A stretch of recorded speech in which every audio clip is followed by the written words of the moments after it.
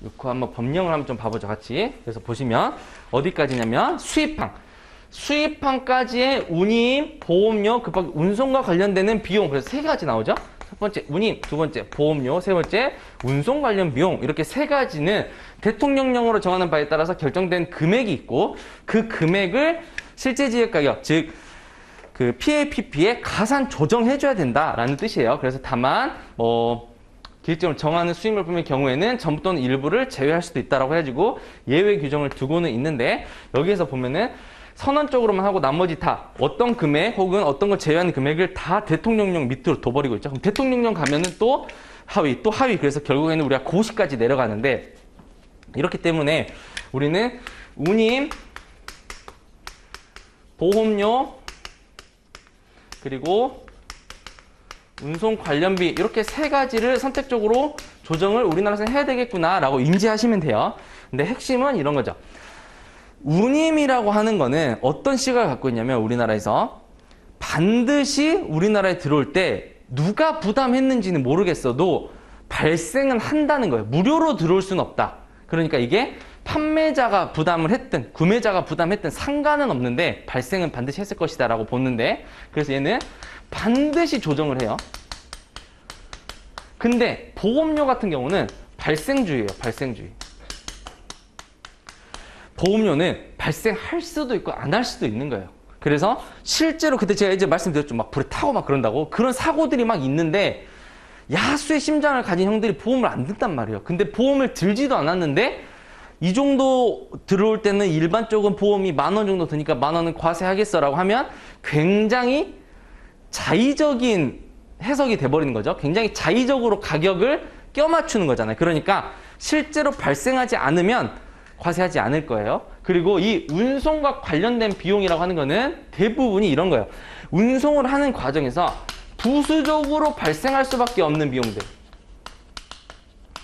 예를 들면은 창고비 같은 거. 창고비 같은 게 운송 관련 비용으로 포착될 가능성이 굉장히 있어요. 예전에 우리 창고비 맨 처음 배웠을 때는 간접지급액에서 창고비 배웠어요. 간접지급액에서. 어디냐면 구매자의 자기계산 비용 파트에서 그렇게 배웠죠. 왜냐하면 창고라는 거는 어디에도 창고가 있고 그 발생하는 시점에 따라서 이게 간접지급액이 될 수도 있고 구매자의 자기계산 비용이 될 수도 있고 그렇게 배웠잖아요. 처음에. 그걸 나누는 기준이 뭐였죠? 간접지급액이 되냐, 구매자 자기계산 비용이 되냐는 소유권 이전 여부로 봤었잖아요. 그래서 물건을 구매하는 과정에서 빼가는 과정에서 했으면 그거는 판매자가 원래 냈어야 되는 금액인데 구매자가 대신 냈으면 간접지급액 이렇게 봤는데, 물건을 내가 다 샀어. 약속 조건을 다 샀어. 소유권이 내 거야. 근데 잠깐 내 편의에 의해서 옆에 창고가 잠깐 보관했다. 그러면 그 물건 가격이랑은 별도라고 했잖아요.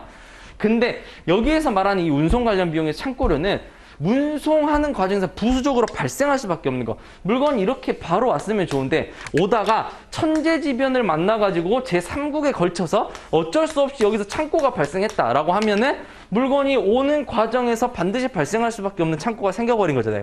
이러면 이거는 구매자의 자기계산 비용도 아니고 이거를 얘가 간접지급액으로 준 것도 아니고 이거는 운송하는 과정에서 발생한 운송 관련 비용으로 봐서 가산조정해버리는 이런 요소가 되는 거예요. 그래서 어쨌거나 과세가 되는 거는 되게 비슷할 수 있는데 과세가 되는 과정이 다르니까 이런 것들은 좀 잘 체크를 해두시면 돼요. 그래서 이렇게 세 가지의 비용이 나온다라고 보시면 되고, 이 세 가지의 비용들에서 아주 굵직굵직한 구체적인 것들은 시행령, 규칙, 고시에 나와 있는데, 그 운임보험료 이쪽 파트는 되게 특이한 게 그 뒤쪽에 하위법으로 되게 세세하게 나와 있어요. 근데 너무 세세하고 쓸데없는 것도 많아가지고 이거를 뭐 다 외우고 있어야 되나라는 생각이 들 만한 규정들이 있어요. 그래서 그런 것들은 저라면 과감하게 그냥 안 보는 부분도 많이 있어요. 근데 절대 나올 수 없다 이런 것들은, 이런 게 나오면 시험의 질이 너무 떨어진 거기 때문에 그런 건 나올 수 없다라고 하는 것들은 과감하게 좀 버리고 관세 율표를 좀 더 외우는 게 전체 점수 향상에 좀 도움이 되긴 하죠. 시간 효율이.